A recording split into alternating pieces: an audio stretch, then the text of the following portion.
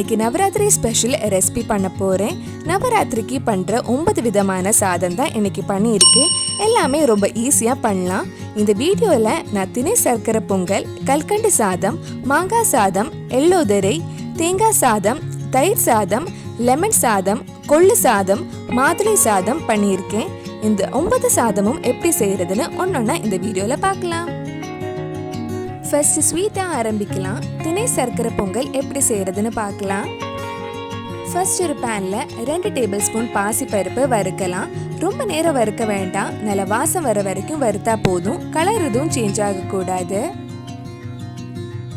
பாசிப்பருப்பு வறுத்ததுக்கு அப்புறம் மாற்றி வச்சிருங்க. அதே பேனில் 1/2 கப் திணை வறுக்கலாம். இதுவும் ரொம்ப நேரம் வறுக்க வேண்டாம், நல்ல வாசம் வர வரைக்கும் வறுத்தா போதும். திணை சர்க்கரை பொங்கலுக்கு பதிலாக நீங்கள் எப்பவும் பண்ணுற மாதிரி அரிசியில் கூட சர்க்கரை பொங்கல் பண்ணலாம். சர்க்கரை பொங்கல் வீடியோ இதுக்கு முன்னாடி போட்டிருந்தேன், அதோட லிங்க் கீழே டிஸ்கிரிப்ஷனில் கொடுத்துருக்கேன். பாசிப்பருப்பு திணை 2-3 வாட்டி தண்ணியில் நல்லா வாஷ் பண்ணிட்டு 1/2 மணி நேரம் ஊற வச்சதுக்கப்புறம் குக்கரில் வேக வைக்கலாம். இது வேக வைக்கிறதுக்கு 1 கப் தண்ணி 1 கப் பால் எடுத்திருக்கேன். பாலுக்கு பதிலாக நிறைய தண்ணி ஊற்றி வேக வைக்கலாம், ஆனால் பால் ஊற்றி வேக வச்சாதான் டேஸ்ட் நல்லா இருக்கும். இதெல்லாம் ஒரு வாட்டி மிக்ஸ் பண்ணிட்டு குக்கர் மூடி வச்சு 5 விசில் வர வரைக்கும் வேக வைக்கலாம். இது வேகிற டைம்ல நம்ம கொஞ்சம் சர்க்கரை உருக்கலாம். கொஞ்சமா தண்ணி ஊற்றி சர்க்கரை உருக்கிக்கோங்க. நான் 3/4 கப் சர்க்கரை எடுத்திருக்கேன். உங்க இனிப்புக்கு ஏற்ற மாதிரி நீங்க சர்க்கரை எடுத்துக்கோங்க. குக்கர் ப்ரெஷர்லாம் போனதுக்கு அப்புறம் ஓபன் பண்ணுங்க. இப்ப இதுல நம்ம உருக்கி வச்சிருந்த சர்க்கரை வடிகட்டி ஊத்தி கொஞ்ச நேரம் நல்லா கொதிக்க விடலாம். இதுல 2-3 டேபிள் ஸ்பூன் நெய் ஊத்திக்கோங்க. சர்க்கரை பொங்கலுக்கு எப்போதுமே நெய் நிறைய ஊத்தினாதான் டேஸ்ட் நல்லா இருக்கும். இது கொஞ்ச நேரம் கொதிக்கட்டும். அதுக்குள்ள நம்ம கொஞ்சம் முந்திரி திராட்சை வறுக்கலாம். ஒரு சின்ன பேன்ல கொஞ்சம் நெய் ஊத்தி கொஞ்சம் முந்திரி திராட்சை போட்டு வறுக்கலாம்.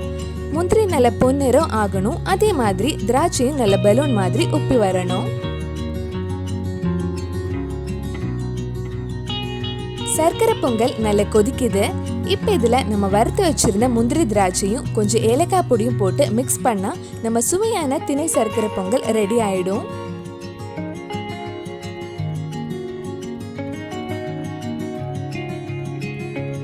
ரொம்ப சுவையான திணை சர்க்கரை பொங்கல் ரெடி ஆயிடுச்சு.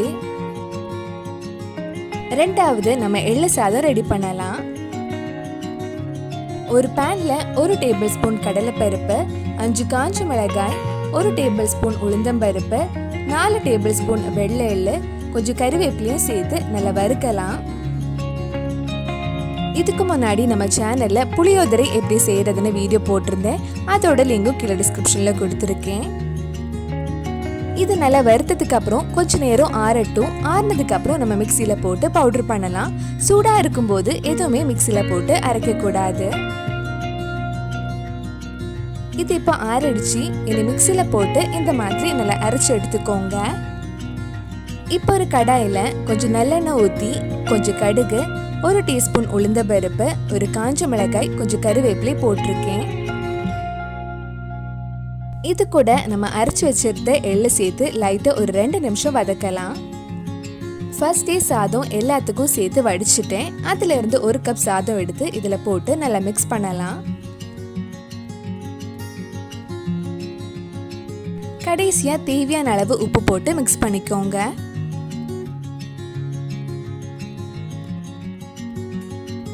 சுவையான எள்ளு சாதம் ரெடி பண்ணியாச்சு. இதுக்கு எள்ளோதரைன்னு சொல்லுவாங்க.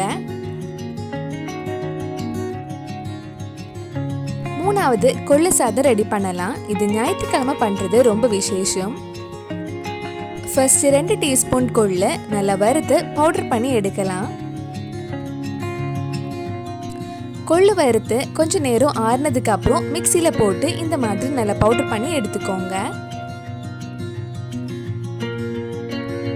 இப்போ ஒரு கடாயில கொஞ்சம் எண்ணெய் ஊற்றி கொஞ்சம் கடுகு, 1 டீஸ்பூன் உளுந்தம்பருப்பு, 1 டீஸ்பூன் கடலைப்பருப்பு, 1 டீஸ்பூன் வேர்க்கடலை சேர்த்து ஒரு 2 நிமிஷம் வதக்கலாம்.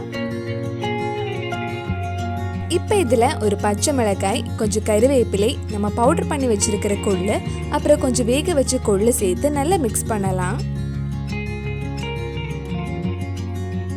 இதுல தேவையான அளவு உப்பு சேர்த்துக்கோங்க. கடைசியா இதுல 1 கப் சாதம் போட்டு மிக்ஸ் பண்ணா நம்ம சுவையான கொள்ளு சாதம் ரெடி ஆயிடும்.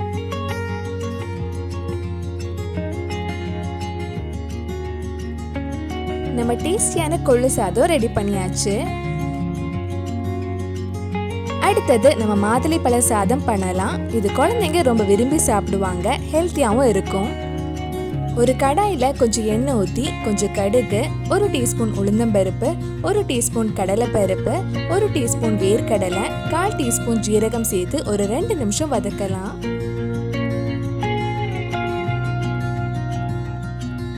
இதுல ஒரு பச்சை மிளகாய், கொஞ்சம் கறிவேப்பிலை, 1/4 டீஸ்பூன் மஞ்சள் பொடி, தேவையான அளவு உப்பு, கொஞ்சம் காய்பொடியும் ஆட் பண்ணிக்கோங்க. இது கொஞ்சம் மிக்ஸ் பண்ணதுக்கு அப்புறம் இதுல 1/2 கப் மாதுளப்பழம் ஜூஸ் ஆட் பண்ணலாம்.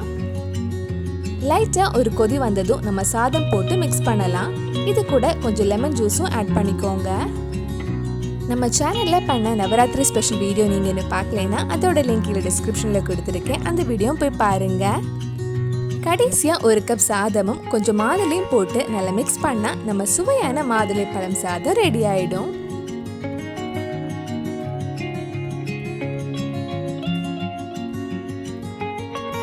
ரொம்ப டேஸ்டியான மாதுளை சாதம் ரெடி பண்ணியாச்சு.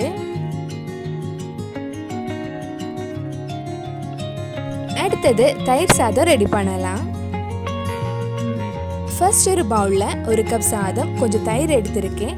இதெல்லாம் சேர்த்து நல்லா மிக்ஸ் பண்ணி கொஞ்சம் மசிச்சு விட்டுக்கோங்க. இது கூட தேவையான அளவு உப்பு ஆட் பண்ணலாம். நான் கெட்டியான தயிர் எடுத்திருக்கனால இது கூட கொஞ்சம் பாலும் ஆட் பண்றேன். இதெல்லாம் சேர்த்து மிக்ஸ் பண்ணி ரெடி பண்ணி வச்சுக்கோங்க. இப்போ இதுல கொஞ்சம் கடுகு, உளுந்தம்பருப்பு, கறிவேப்பிலை எல்லாம் தாளிச்சு போட்டா தயிர் சாதம் ரெடி ஆயிடும். இப்போ ஒரு பேன்ல கொஞ்சம் எண்ணெய் ஊற்றி கொஞ்சம் கடுகு, 1/4 டீஸ்பூன் ஜீரகம், 1 டீஸ்பூன் உளுந்தம்பருப்பு, 1 டீஸ்பூன் கடலைப்பருப்பு, ஒரு காஞ்ச மிளகாய், ஒரு பச்சை மிளகாய், கொஞ்சம் கறிவேப்பிலை சேர்த்து வதக்கலாம். இதுல கொஞ்சம் காய் பொடியும் போட்டுக்கோங்க. கடைசியா நம்ம ரெடி பண்ணி வச்சிருக்கிற சாதத்துல இது போட்டு மிக்ஸ் பண்ணா சுவையான தயிர் சாதம் ரெடி ஆயிடும். டேஸ்டியான தயிர் சாதம் ரெடி பண்ணியாச்சு. பார்க்கவே ரொம்ப அழகா இருக்கு. அடுத்தது லெமன் சாதம் எப்படி செய்யறதுன்னு பார்க்கலாம். ஒரு கடாயில கொஞ்சம் எண்ணெய் ஊற்றி கொஞ்சம் கடுகு, 1 டீஸ்பூன் கடலைப்பருப்பு, 1 டீஸ்பூன் உளுந்தம்பருப்பு, 1 டீஸ்பூன் வேர்க்கடலை, 1 டீஸ்பூன் கேஷ்நட் சேர்த்து ஒரு 2 நிமிஷம் வதக்கலாம்.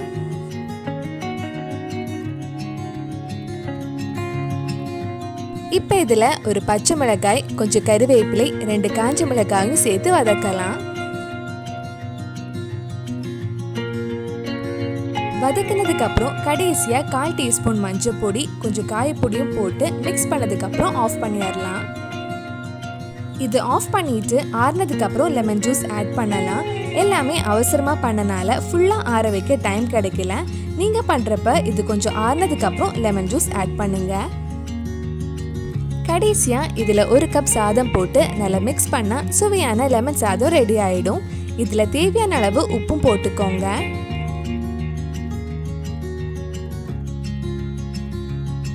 டேஸ்டியான லெமன் சாதமும் ரெடி பண்ணியாச்சு. அடுத்தது தேங்காய் சாதம் ரெடி பண்ணலாம். என்னோட ஃபேவரட்டான சாதம் இது. ஒரு கடாயில கொஞ்சம் எண்ணெயும் நெய்யும் எடுத்திருக்கேன். இதுல கொஞ்சம் கடுகு, 1/4 டீஸ்பூன் ஜீரகம், 1 டீஸ்பூன் கடலைப்பருப்பு, 1 டீஸ்பூன் உளுந்தம்பருப்பு, 1 டீஸ்பூன் கேஷ்நட், 2 காஞ்ச மிளகாய் சேர்த்து ஒரு 2 நிமிஷம் வதக்கலாம். இது கூட ஒரு பச்சை மிளகாய், 1 டீஸ்பூன் சின்னதாக கட் பண்ண இஞ்சி, கொஞ்சம் கறிவேப்பிலையும் ஆட் பண்ணுறேன். இது கொஞ்ச நேரம் வதக்கினதுக்கு அப்புறம் இதில் 1/2 கப் துருவின தேங்காய் ஆட் பண்ணலாம். தேங்காய் போட்டு கொஞ்ச நேரம் வறுக்கலாம். தேங்காய் வறுத்து கலர் எதுவும் சேஞ்ச் ஆக வேண்டாம், லைட்டாக கொஞ்சம் வறுத்தா போதும். இதில் டேஸ்ட்காக 1 டீஸ்பூன் சுகர் ஆட் பண்ணுறேன். சுகர் ஆட் பண்ணால் இன்னும் டேஸ்ட் ரொம்ப நல்லா இருக்கும். தேங்காய் தேங்காய் இந்த மாதிரி வறுத்ததுக்கு அப்புறம் இதில் 1 கப் சாதம் போட்டு மிக்ஸ் பண்ணால் சுவையான தேங்காய் சாதம் ரெடி ஆகிடும். இதில் தேவையான அளவு உப்பு போட்டுக்கோங்க.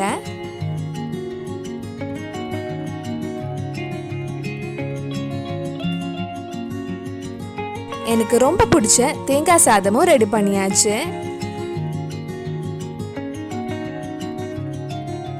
அடுத்தது கல்கண்டு சாதம் ரெடி பண்ணலாம். இது ரொம்ப நல்லா இருக்கும். குழந்தைங்க எல்லாம் ரொம்ப விரும்பி சாப்பிடுவாங்க.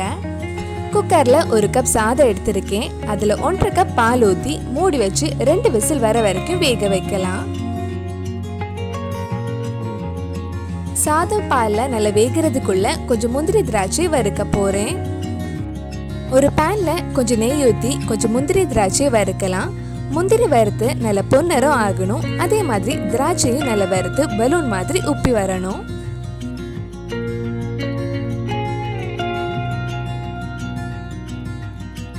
குக்கர் ப்ரெஷர்லாம் போனதுக்கு அப்புறம் ஓபன் பண்ணுங்க. சாதம் பால்ல நல்லா குழஞ்சு வெந்திருக்கு.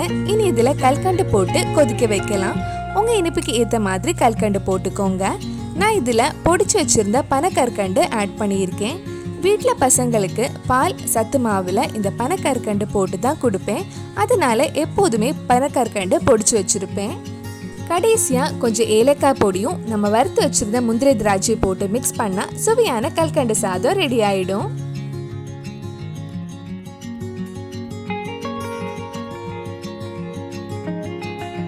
நம்ம கல்கண்டு சாதமும் அழகா ரெடி ஆயிடுச்சு. கடைசியா 9வது சாதம் பண்ண போறேன். இந்த மாங்காய் சாதம் எப்படி செய்யறதுன்னு பார்க்கலாம். ஒரு கடாயில கொஞ்சம் எண்ணெய் ஊற்றி கொஞ்சம் கடுகு, 1 டீஸ்பூன் உளுந்தம்பருப்பு, 1 டீஸ்பூன் கடலைப்பருப்பு, 1/4 டீஸ்பூன் ஜீரகம் சேர்த்து ஒரு 2 நிமிஷம் வதக்கலாம். இப்போ இதுல ஒரு பச்சை மிளகாய், கொஞ்சம் கருவேப்பிலை, 1/4 கப் துருவன மாங்காய், 1/4 டீஸ்பூன் மஞ்சள் பொடி சேர்த்து அந்த மாங்காய் கொஞ்சம் வெந்து பச்சை வாசனை போற வரைக்கும் கொஞ்சம் நேரம் வதக்கலாம். இதுல தேவையான அளவு உப்பும் போட்டுக்கோங்க.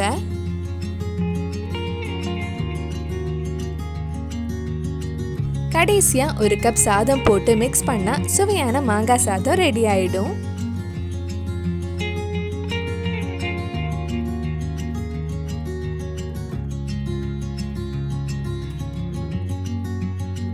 சுவையான மாங்காய் சாதம் ரெடி ஆயிடுச்சு. பார்க்கவே ரொம்ப நல்லா இருக்கு.